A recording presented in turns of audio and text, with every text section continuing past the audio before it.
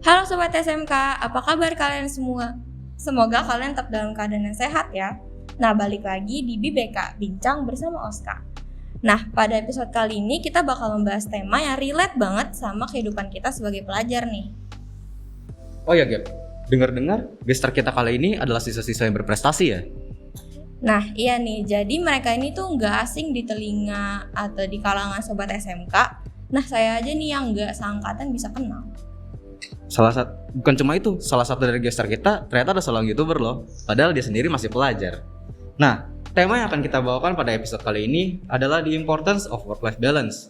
Langsung, tanpa berlama-lama lagi, langsung saja kita sambut ketiga gestar kita, Kak David Garcia Saragi, Kak Natasha Rizandi, dan Kak Caroline Hillary.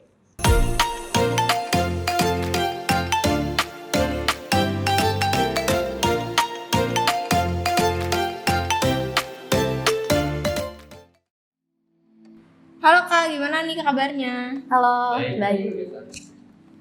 Nah, sebelum kita mulai nih Kak, mungkin Kakak boleh kali memperkenalkan diri dulu, entah hobi ataupun prestasi yang selama ini sudah Kakak raih selama di SMK. Nah, boleh dari Kak David dulu.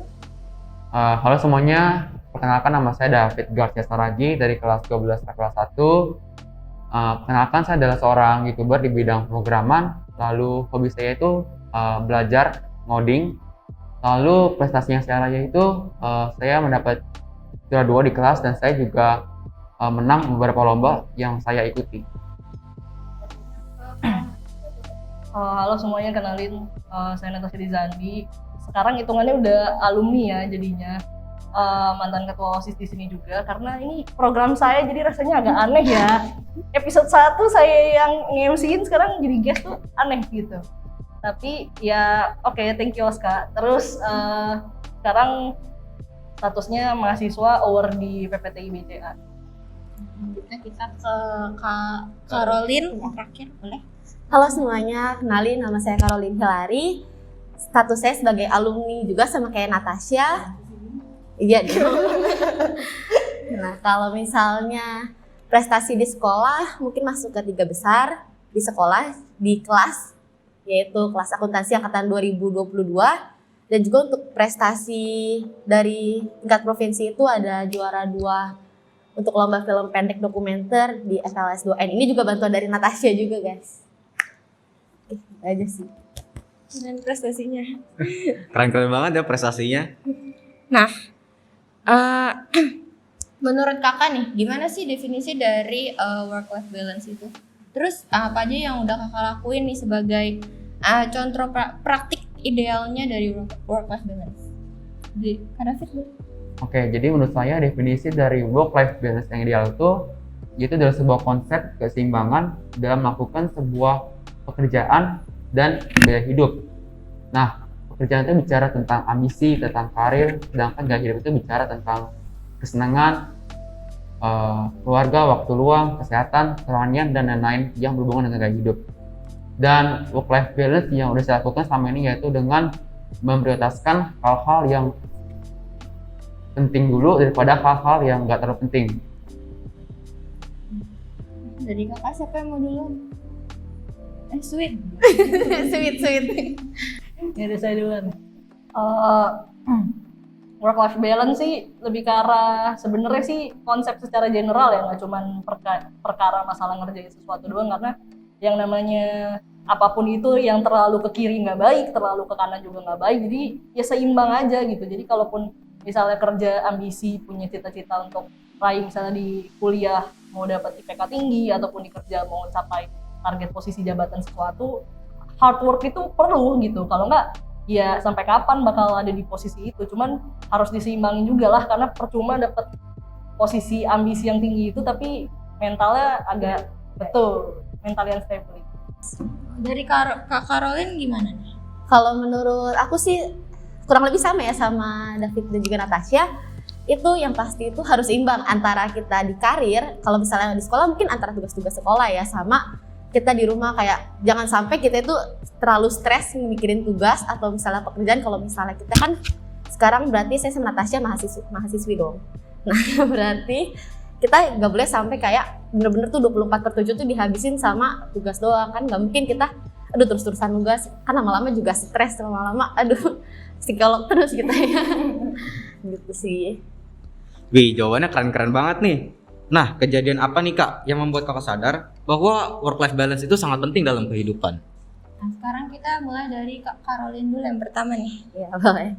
Kalau misalnya kejadian ya yang buat aku sadar kalau misalnya work life balance itu penting. Kan aku tuh orangnya suka buat kayak masuk organisasi gitu. Nah, awalnya tuh kayak di SMK itu aku ikut organisasi.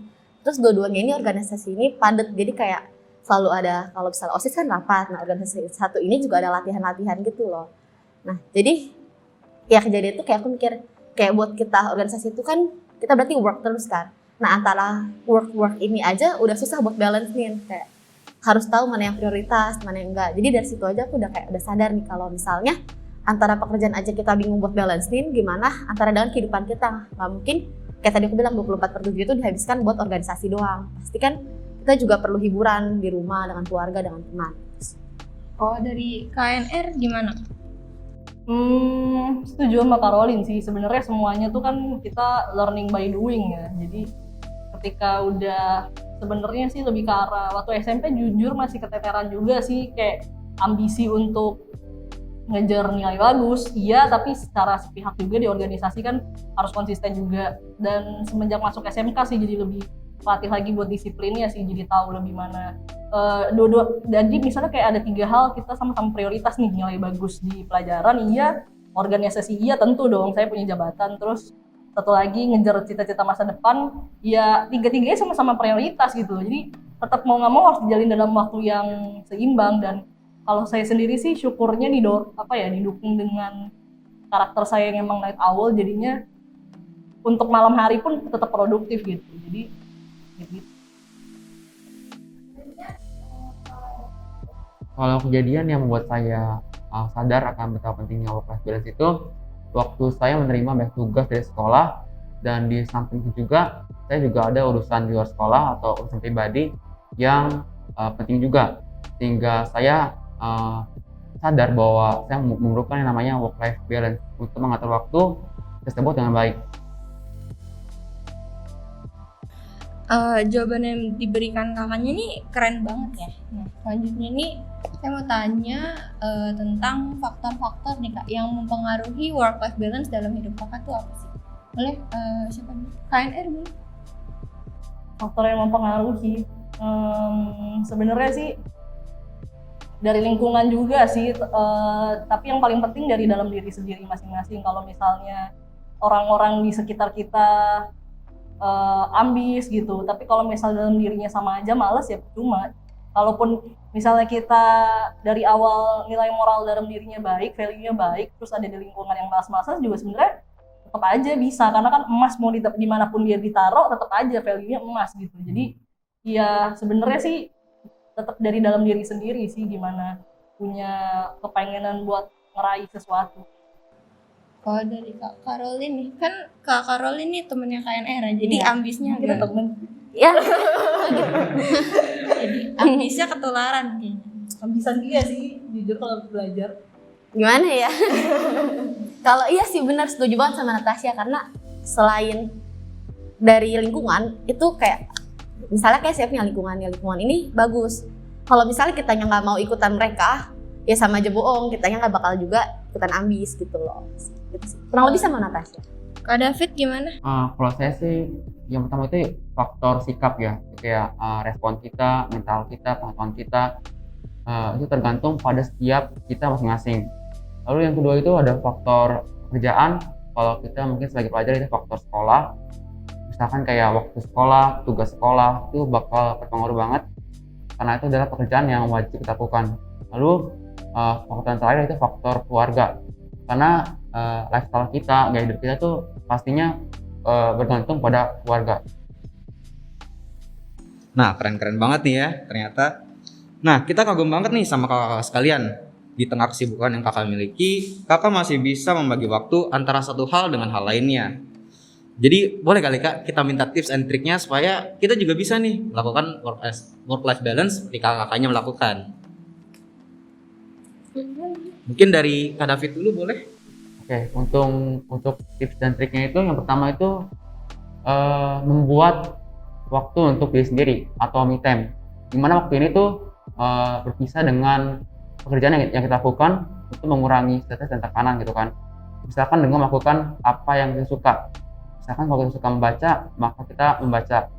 Lalu yang kedua yaitu dengan fokus. Jadi ketika kita melakukan satu hal itu, kita fokus pada suatu hal supaya apa yang kita lakukan itu bisa berjalan dengan baik gitu kan. Lalu yang terakhir yang ketiga yaitu dengan memprioritaskan hal yang penting. Jadi kita harus mementingkan hal-hal yang penting dahulu daripada hal-hal yang gak terpenting. Terima kasih Kak jawabannya. Sekarang aku mau dengar dari Kak Natasha, boleh?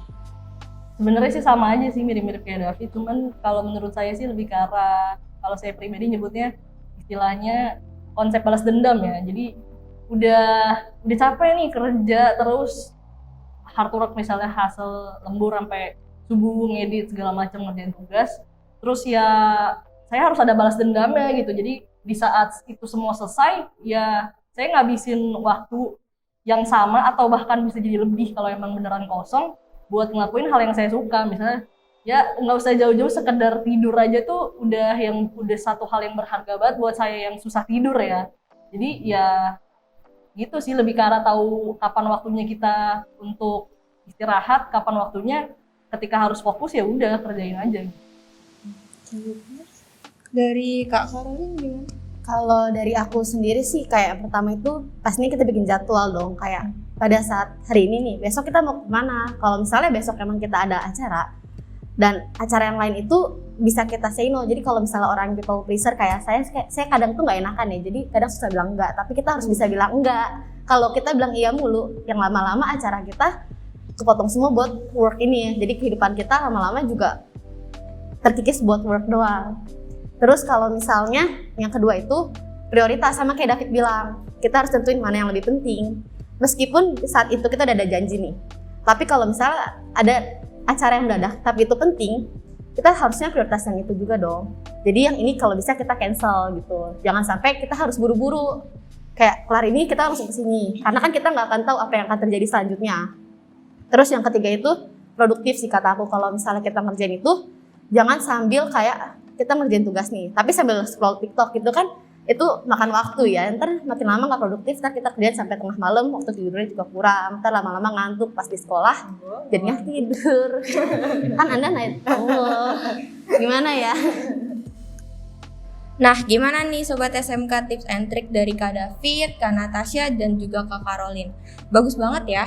Dan episode kali ini tuh inspiratif banget karena work-life balance tuh ternyata udah bisa diterapkan oleh kakak-kakaknya yang usianya tuh masih tergolong muda.